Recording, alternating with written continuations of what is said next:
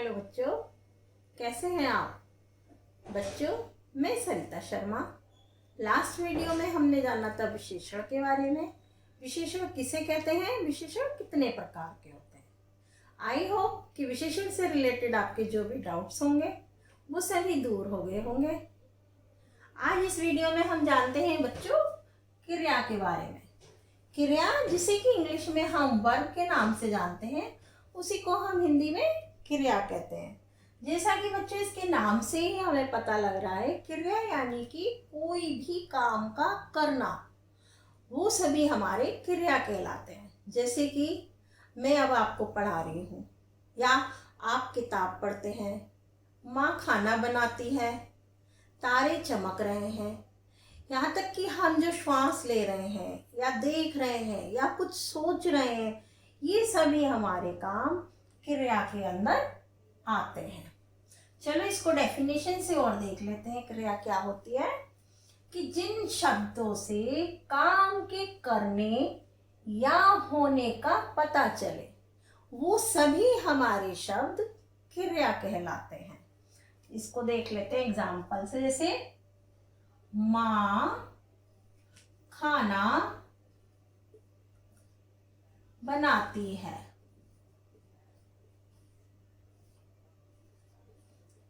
तो देखो यहाँ पे खाना बनाती, ये क्या है, हमारा क्रिया। तो ये काम के करने का हमें पता लग रहा है। और देख लीजिए, और जैसे फूल खिलता है,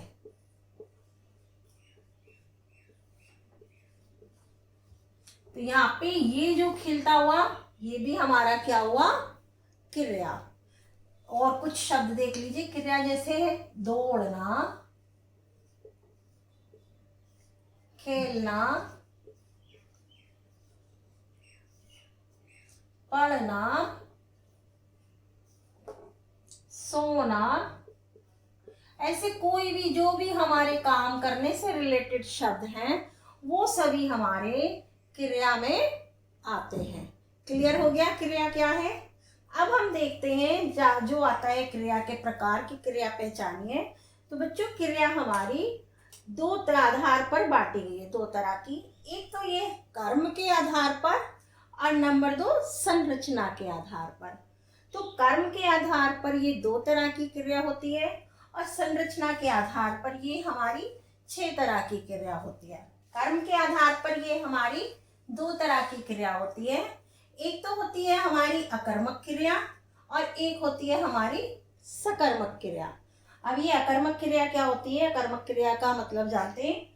आ मीन्स के बिना, कर्म मीन्स कर्म, यानी जिस क्रिया में कर्म नहीं होता, कर्म के बिना जो क्रिया होती है, वो हमारी अकर्मक क्रिया कहलाती है।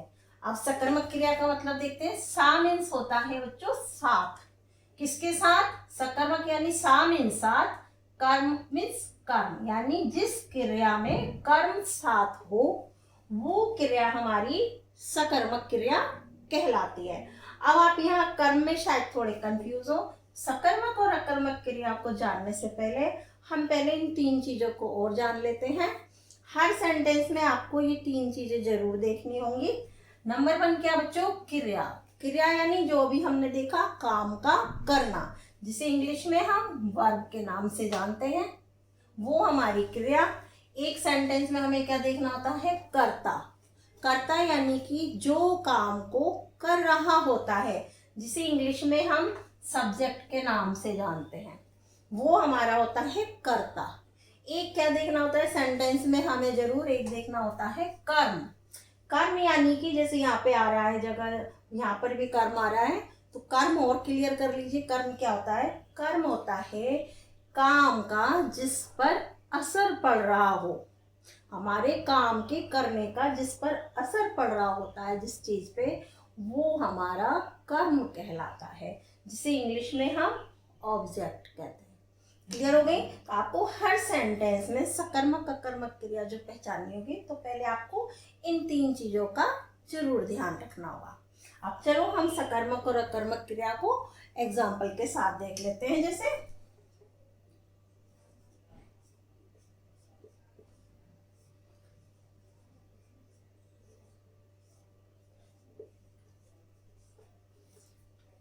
खाती है।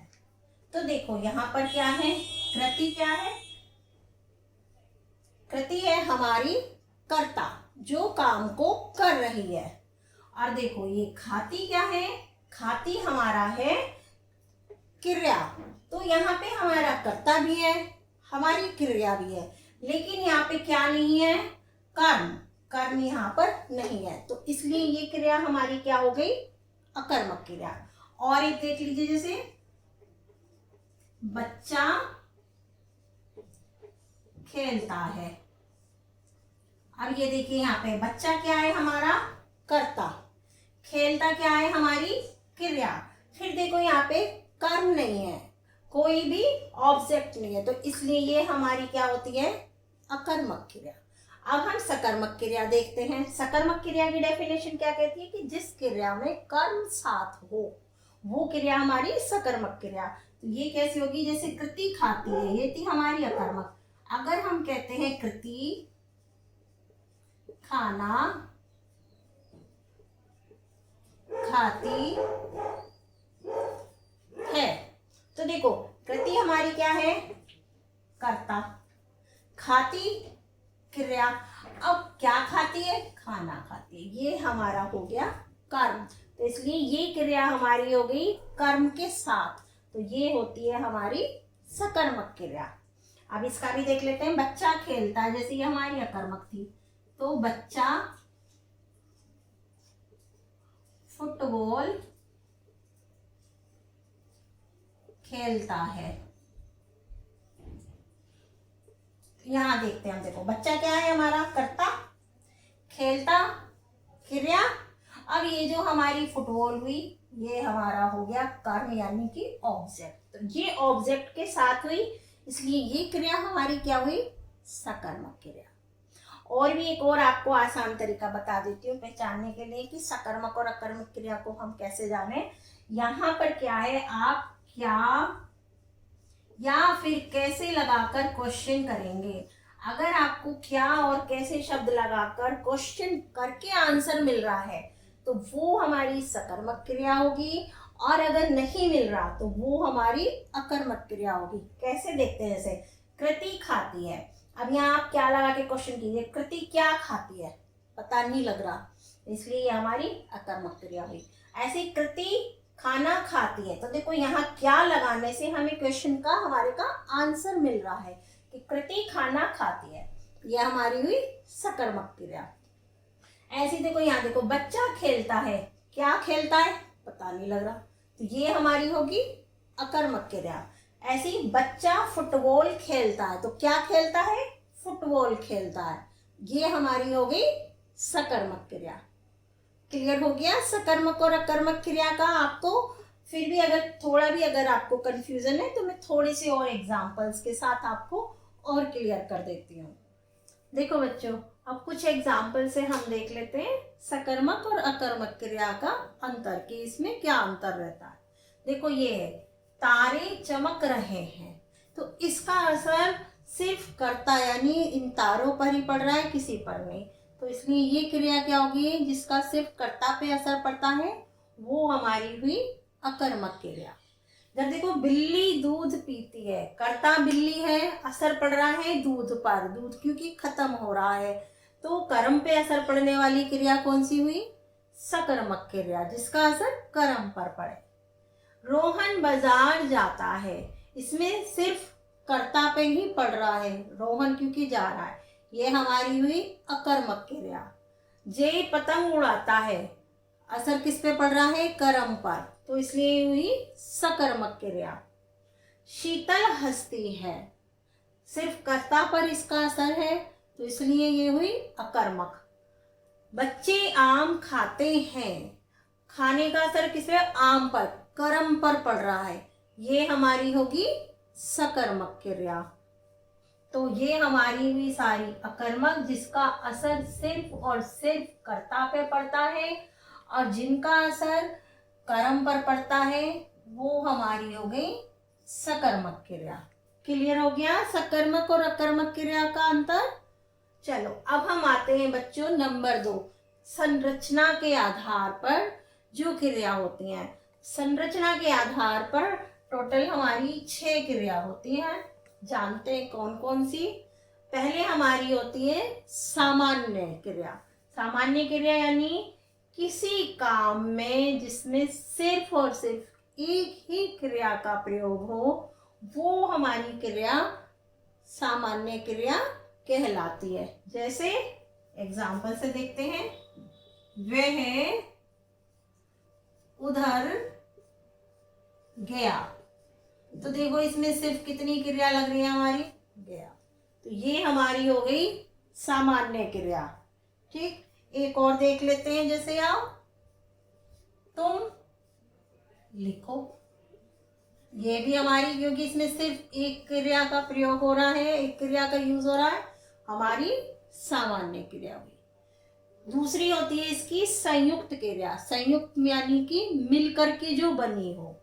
तो दो या दो से अधिक क्रियाओं के जोड़ से जो क्रिया बनती है, वो हमारी संयुक्त क्रिया कहलाती है। देखो, दो या दो से अधिक क्रियाएं जो मिलकर बनती हैं, वो संयुक्त क्रिया होती है। इसमें एग्जाम्पल देखो, जैसे मैं पढ़ना चाहता हूँ। तो देखो, एक तो पढ़ना हो गया क्रिया, एक चाहना हो गई। तो ये हमारी, क्योंकि दो क्रियाओं के जोड़ से बनी, हमारी कहलाएगी संयुक्त क्रिया। एक और या देख लीजिए आप,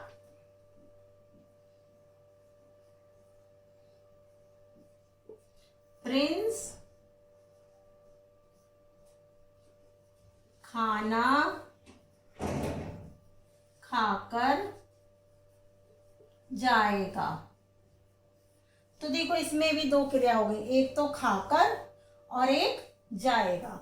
तो ये हमारी हो गई संयुक्त क्रिया। तीसरे नंबर पर हमारी आती है नाम धातु क्रिया। ये क्या होती है? जो क्रिया संज्ञा, सर्वनाम या विशेषण आदि शब्दों से जो बनती है, वो सभी क्रिया हमारी नाम धातु क्रिया कहलाती है। किससे? संज्ञा, सर्वनाम या विशेषण आदि शब्दों के मिलने से जो बने, वो कौन कौन सी थी? जैसे संज्ञा में क्या आता है? जैसे रंग हमारा संज्ञा है, तो इससे हमारी क्या बनेगी? रंग से हो जाएगी हमारी क्रिया रंगना। झूठ, झूठ से हो जाएगा जैसे झुठलाना। तो इन शब्दों के मिलने से जो बने, वो हमारी नाम धातु होती है। ऐसी सर्वनाम में देखें, अपना, अपना से क्या होगा? अपनाना। ये हमारी गर्म, ये विशेषण है, इससे हमारी क्रिया क्या बनेगी? गरमाना। अनुकरणवाची क्या होती है? जैसे बार बार जिन चीजों का अनुकरण हो रहा हो, जैसे हिन हिन से क्या होएगा? हिन हिनाना।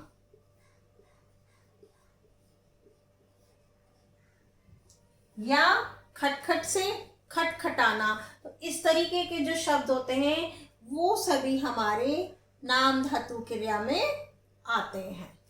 एक होती है हमारी, अब नंबर 4 पे होती है बच्चों, प्रेरणार्थक क्रिया। प्रेरणार्थक क्रिया क्या होती है?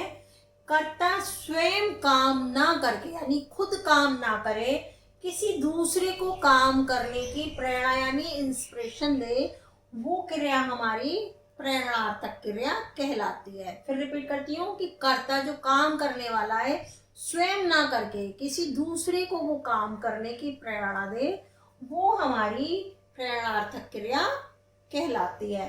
तो इसमें जैसे देखते हैं हम, नीरज नौकर से पत्र लिखवाता है। अब देखो यहाँ पे नीरज क्या कर रहा है? खुद पत्र नहीं लिख रहा, नौकर से पत्र लिखवा रहा है, यानी किसी दूसरे को काम करने की प्रेरणा दे रहा है, उससे काम करवा रहा है। ये हमारी आएगी प्रेरणार्थक क्रिया में।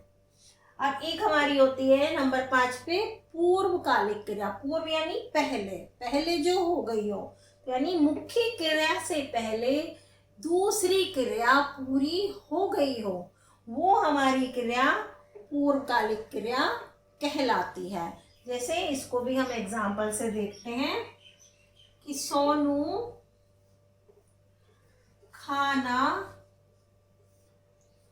खाकर सो गया। अब देखो इसमें क्या हुआ, सो गया कब, जब उसने खाना खा लिया, यानी एक काम को करने से पहले वो एक और काम पहले पूरा कर चुका था। तो मुख्य क्रिया से पहले दूसरी क्रिया पूरी हो गई हो, वो क्रिया हमारी पूर्वकालिक क्रिया कहलाती है। जैसे आपकी मम्मी कह देती होंगी आपका बाहर खेलने जाने को मन है, तो आपको पहले कहा जाता है ना, पहले होमवर्क पूरा कर लो। आप होमवर्क पूरा करके जब आप खेलने जाते हैं, यानी आप काम करके खेलने गए, ये सब क्रिया हमारी पूर्वकालिक क्रिया में आती है। एक होती है सबसे लास्ट में जो होती है कृदंत क्रिया। ये क्या होती है बच्चों, क्रिया में प्रत्यय जोड़ने से उसका जो नया रूप बने, वो हमारी कृदंत क्रिया में आती है। प्रत्यय यानी प्रत्यय पता होगा, बाद में शब्द जोड़ने से जो नया रूप बन जाता है, वो क्रिया हमारी कृदंत क्रिया कहलाती है। देखो इसको भी हम देख लेते हैं, जैसे चल प्लस ता, तो इसके जुड़ने से क्या हो गया, हमारा एक नया शब्द बन के आया चलता। ऐसे देखो, देख प्लस आ, इससे हमारा क्या बनेगा, देखा। क्लियर बच्चों, आपको क्रिया के प्रकार क्लियर हो गए होंगे। दो प्रकार की थी, बताइए, एक कर्म के आधार पर, एक संरचना के आधार पर। कर्म के आधार पर सकर्मक और अकर्मक क्रिया थी, और संरचना के आधार पर ये हमारी 6 क्रिया थी।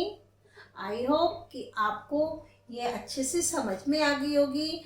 अब आपको एग्जाम में क्रिया से रिलेटेड जो भी क्वेश्चन आएगा पहचानने को आएगी। मुझे उम्मीद है कि आपको उसमें कोई परेशानी नहीं होगी। फिर भी बच्चों, आपके अगर कोई डाउट्स हों ये वीडियो देखने के बाद भी, आप मुझे कमेंट्स में पूछ सकते हैं। मिलते हैं हमारी दूसरी वीडियो में, जिसमें हम जानेंगे क्रिया विशेषण के बारे में।